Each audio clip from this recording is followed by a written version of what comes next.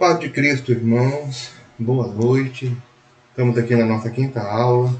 Acredito que em mais duas aulas nós terminamos essa primeira parte do nosso estudo. Gostaria que vocês abrissem a Bíblia comigo aqui em Êxodo, capítulo 17, continuando nosso estudo sobre a trajetória de Israel no deserto, tudo que nós pudermos estar aprendendo e absorvendo, né? Vamos ver a continuação dessa jornada do povo, né? A última parada que nós acompanhamos, que nós estudamos, foi aqui do deserto de Sim, onde Deus enviou o maná ao povo, né? E nós contamos que haviam se passado exatos 2 meses e 15 dias desde a saída do Egito. Como eu disse, a Bíblia marca todo o tempo, todo o período, todo o calendário em que Israel esteve caminhando desde a terra do Egito até a terra de Canaã, a terra prometida. E agora nós vamos para a nossa oitava parada, que é no deserto de Sim ainda, só que numa caminhada de 15 dias até um lugar que ficou conhecido como Refidim. Nesse lugar, os israelitas fizeram o seu quarto ou quinto acampamento e, mais uma vez, não havia água para o povo. Vamos ler Êxodo 17, do verso 1 ao 7. E vamos ver essa primeira parte da nossa história e meditação de hoje. Depois, toda a congregação dos filhos de Israel partiu do deserto de Sim pelas suas jornadas, segundo o mandamento do Senhor, e acamparam em Refidim, e não havia ali água para o povo beber. Interessante aqui no versículo primeiro, nós já temos algo muito importante para nós meditarmos. Israel caminhava, Israel tinha jornadas estabelecidas. Como eu disse, Deus não queria que esse povo caminhasse de uma vez, fosse saindo do Egito e entrando direto em Canaã. Deus não queria isso, Deus não trabalha assim. Deus trabalha também com o nosso preparo, com o nosso esforço, com a nossa condição.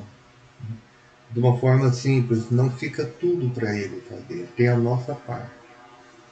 E nessa nossa parte, Deus vai nos acrescentando, nos desenvolvendo, nós vamos crescendo como pessoa, crescendo na fé, crescendo em vários aspectos da vida. E Israel caminhava segundo o mandamento do Senhor.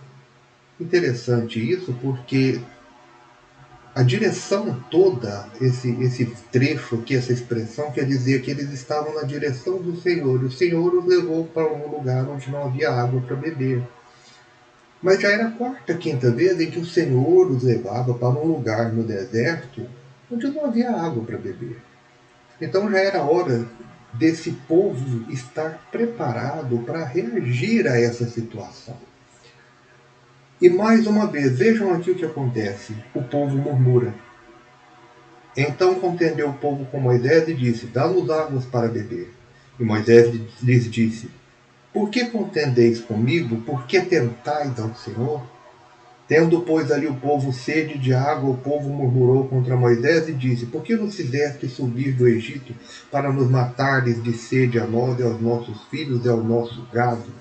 E vamos ver uma coisa interessante nessa expressão aqui que o povo diz: para nos matar, para matar nossos filhos, para matar nosso gado. É interessante, no Egito eles tinham gado, eles eram escravos, né? Eles poderiam até ter alguma coisa, mas no fim das contas tudo pertencia ao Estado egípcio. Eles não eram legitimamente proprietários de nada. E o povo, de novo, eles sempre usam a mesma frase. Parece que eles gostam de provocar Deus, né? Eles querem dizer o seguinte: olha, nós queremos caminhar para a Terra Prometida de primeira classe, com ar-condicionado, com comandante de bordo nos servindo o tempo todo. Se a gente levantar a mão, já está ali tudo pronto e preparado. Nós não queremos o caminho do Senhor. Nós podemos resumir isso: esse povo está rejeitando o caminho e a direção e o mandamento do Senhor. Então Moisés clamou ao Senhor, dizendo: Que farei a este povo? Daqui a pouco me apedrejarão. Vejam que até Moisés deve estar ficando cansado. Até Moisés deve estar se fatigando com o povo, ficando preocupado. Então disse o Senhor a Moisés: Passa diante do povo e toma contigo alguns dos anciãos de Israel. E toma na tua mão a tua vara, com que feriste o rio, e vai. Eis que eu estarei ali diante de ti sobre a rocha em Horebe, e tu ferirás a rocha e dela sairão água, e o povo beberá. E Moisés assim o fez diante dos olhos dos anciãos de Israel. E chamou o nome daquele lugar Massá e Meribá, por causa da contenda dos filhos de Israel, e porque tentaram ao Senhor, dizendo: Está o Senhor no meio de nós ou não? Irmãos, tentar a Deus aqui, sentido dessa expressão é de que eles desafiaram a Deus. Depois de verem tudo, desse povo estar seguindo há algum tempo numa direção poderosa de Deus, e vamos considerar que uma caminhada de um povo de 1 milhão de pessoas passando por deserto estava sendo bastante rápida. Nós vamos completar aqui 2 meses e 15 dias desde que eles saíram do Egito. E já estavam assim. E já estavam com essa postura obstinada. O Senhor fala para Moisés: desde que esse povo obstinado, né? E ficou marcado esse lugar como o dia que tentaram o Senhor. E isso tudo vai sendo acumulado. Nós estamos vendo aqui, mais uma vez, depois de tantas maravilhas, o povo ainda não obedece, não confia e pior, insiste em insultar o Senhor. A segunda do fato que acontece é que a Bíblia diz o seguinte, que depois que esse povo tenta o Senhor, a Bíblia diz: então veio Amaleque e pelejou contra Israel em Refidim. Eles estavam ali acampados, eles estavam ali descansando, né? Eles estavam ali cansados, tomando água. E vem então, um inimigo vem, aproveita aquele momento, aquela situação e avança contra Israel. Eu posso dizer que há alguma relação entre o que aconteceu em Meribá e esse ataque? Talvez. Eu posso considerar, irmãos, que na, no desenvolver, no progresso das muitas murmurações, dos pecados contra Deus, há um momento em que o diabo acha brecha para atacar a vida das pessoas. E foi o que aconteceu aqui. Continuando. Pelo que disse Moisés a Josué: escolhe-nos homens e sai a peleja contra Amaleque. Amanhã eu estarei no cume do outeiro e a vara de Deus estará na minha mão. O povo teve que se organizar rapidamente para estruturar uma defesa, um contra-ataque.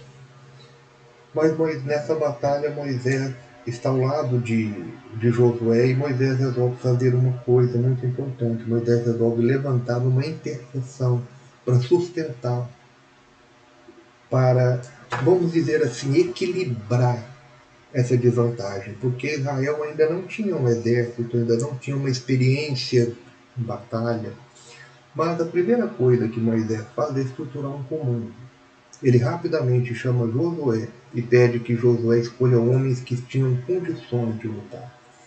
Então nós já vemos como Deus já começa a mexer na estrutura, na cadeia de comando desse povo. Nesse momento, Deus aparece estar escolhendo Josué. Josué é a primeira vez que ele aparece aqui na Bíblia, essa é a primeira aparição dele. E fez Josué como Moisés lhe dissera, pelejando contra Amaleque. Mas Moisés, Arão e Hur subiram ao cume do outeiro. E acontecia que quando Moisés levantava sua mão, Israel prevalecia, mas quando ele abaixava sua mão, Amaleque prevalecia. Isso aqui nos mostra algo muito importante, nos mostra o poder que tem a intercessão e uma oração constante, mas intensa num certo momento. E mostra também, vamos prosseguir aqui no texto, a importância de estarmos tendo um amparo espiritual, de não estarmos sozinhos numa luta, né? E acontecia que quando Moisés levantava a sua mão, Israel prevalecia, mas quando ele abaixava a sua mão, Amaleque prevalecia. Porém as mãos de Moisés eram pesadas, por isso tomaram uma pedra e a puseram debaixo dele, para assentar-se sobre ela. Vejam bem, irmãos, às vezes nós estamos orando, nós estamos buscando a Deus, e nós temos que entender qual é o nosso limite físico, a nossa condição humana. Né? Não adianta querer, por exemplo, fazer um jejum muito prolongado se você precisa estar tomando medicação ou não ter uma saúde adequada para isso. Às vezes é necessário colocar uma pedra para sentar, buscar Deus com, vamos dizer assim, com um certo amparo, com uma certa ajuda, né? E além disso, de colocar uma pedra para ele se assentar, porque a batalha foi longa. Não, a Bíblia não diz que foi uma batalha curta, nem, mas dá a entender que pelo menos um dia inteiro ela durou. E Arão e Hur sustentaram suas mãos, um de um lado e outro de outro, porque suas mãos eram pesadas. E assim ficaram as suas mãos firmes até que o sol se pôs. E assim Josué desfez Amaleque e seu povo a fio da espada. Vejam, irmãos, a intercessão, as mãos levantadas, o amparo. Por isso que eu falo como é importante estarmos na reunião de oração na igreja, porque estamos ali um amparando o outro, um segurando a mão do outro, né? Nós não entendemos a importância que a Bíblia diz quando Paulo comenta sobre os dons, sobre o falar em línguas, ele fala sobre a necessidade de que aquilo que esteja sendo falado seja entendido para que outro possa dizer amém. Esse amém dentro da igreja, no meio do povo de Deus, um amém vindo de uma pessoa justa, tem um grande efeito sobre a oração. Dá um sustento para a oração. É como se estivessem carimbando, testemunhando, gerando um documento importante que vai subir diante de Deus, aquele amém. Um diz amém, bate um carimbo ali naquela oração. Imagine a oração como uma carta, uma petição importante para Deus, né? E as pessoas dizendo amém quer dizer o seu acordo, quer dizer o seu testemunho, quer dizer a sua, a sua adesão àquele desígnio. E a Bíblia diz que, por fim, depois dessa conjugação entre uma batalha humana, porque muitas vezes, irmãos, a gente vai ter que estar batalhando tanto espiritualmente quanto humanamente ao mesmo tempo, né? É aquela situação, a pessoa precisa desenvolver uma causa, desenvolver alguma coisa, ela tem que estar orando e ela tem que estar batalhando. E nesses momentos em que a pessoa fica mais fragilizada para orar, é que entra em cena a importância dos líderes, a importância das autoridades espirituais estarem cobrindo essa pessoa e literalmente sustentando-a. Porque Amaleque era um povo já muito preparado para a guerra. Amaleque era neto de Esaú, já vinha de um homem da raça de um povo muito guerreiro. E Israel naquele momento não tinha condições de enfrentar. Então toda aquela, vamos dizer assim, 90% da luta ela foi vencida espiritualmente, porque foi a oração e a intercessão de Moisés com a ajuda de Uri e Arão que sustentaram Israel naquela batalha. E a Bíblia fala que Amaleque foi desfeito ao fio da espada, quer dizer, com esforço, com luta, né, irmão? Vejam que no Mar Vermelho, no episódio em que o povo atravessou, o Senhor praticamente sozinho eliminou o exército egípcio. Então, há milagres, há coisas, há situações que o Senhor vai agir 100% em nosso favor, né? Eu ouvi, inclusive, uma pregação muito boa sobre isso do pastor Silas Malafaia, e ele faz essa observação. Que existem batalhas em que Deus luta totalmente por nós, mas tem outras que nós vamos ter que desenvolver também. É o caso aqui, né? Josué teve que lutar. E acontece que eu coloquei aqui Amaleque, o inimigo, para não ser esquecido. O Senhor dá uma ordem específica aqui a Amaleque, sobre Amaleque, né? Para Moisés. Então disse o Senhor a Moisés: escreve isto para a memória num livro e relata-o aos ouvidos de Josué, que eu totalmente hei de riscar a memória de Amaleque de debaixo do céu. E Moisés edificou um altar e chamou o seu nome: O Senhor é a minha bandeira. E disse: Porquanto jurou o Senhor, haverá guerra do Senhor contra Amaleque de geração em geração. Ou seja, vamos observar aqui, irmãos, que Moisés pratica um ato muito importante. Esse ato ele é sempre repetido no Antigo Testamento. As pessoas levantando um altar, quer dizer, eu estou marcando aquele momento para que eu não me esqueça que o Senhor me socorreu no momento difícil. E no futuro eu vou me lembrar daquele altar, eu vou me lembrar desse testemunho para confiar no Senhor mais uma vez. Veja que a diferença, um homem de Deus, né, e um povo que não queria de forma nenhuma guardar os testemunhos do Senhor. Por isso a Bíblia fala daqueles que rejeitam os testemunhos. Por isso que em Hebreus o apóstolo Paulo diz: nós que estamos rodeados de uma tão grande nuvem de testemunhos. Para que servem os testemunhos? Para nós confiarmos no Senhor. Tudo isso, nós, eu, você, precisamos colocar isso no nosso coração, levantar um altar, ter uma memória firme de coisas importantes que o Senhor nos fez, para que tenhamos confiança de que Ele vai fazer em outros momentos também, que não vamos ficar desamparados. E aqui temos aquela famosa frase, né? Jeová Nissi, o Senhor é a minha bandeira. Também da tradução do hebraico que eu encontrei, diz também: o Senhor é o meu milagre. Irmãos, o milagre de Deus ele não acontece só quando Deus faz tudo, como quando no Mar Vermelho, mas ele acontece também, como eu já disse, em coisas triviais, em coisas cotidianas, lutas cotidianas que às vezes a gente acha que não vai vencer.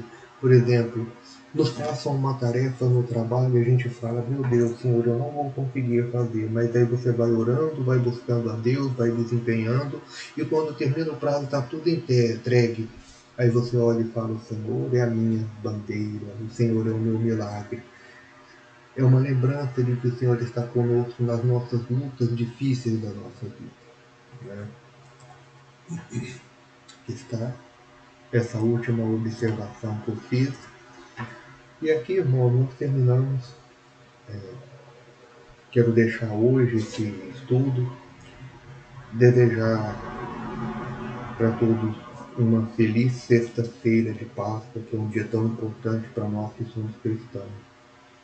Lembrando que acredito que essa Páscoa será uma Páscoa muito especial, uma Páscoa em que os poderes das trevas estão neutralizados, estão impedidos de estarem fazendo, agindo como agiram em vários anos atrás, onde a Páscoa sagrada do Senhor era transformada literalmente num carnaval.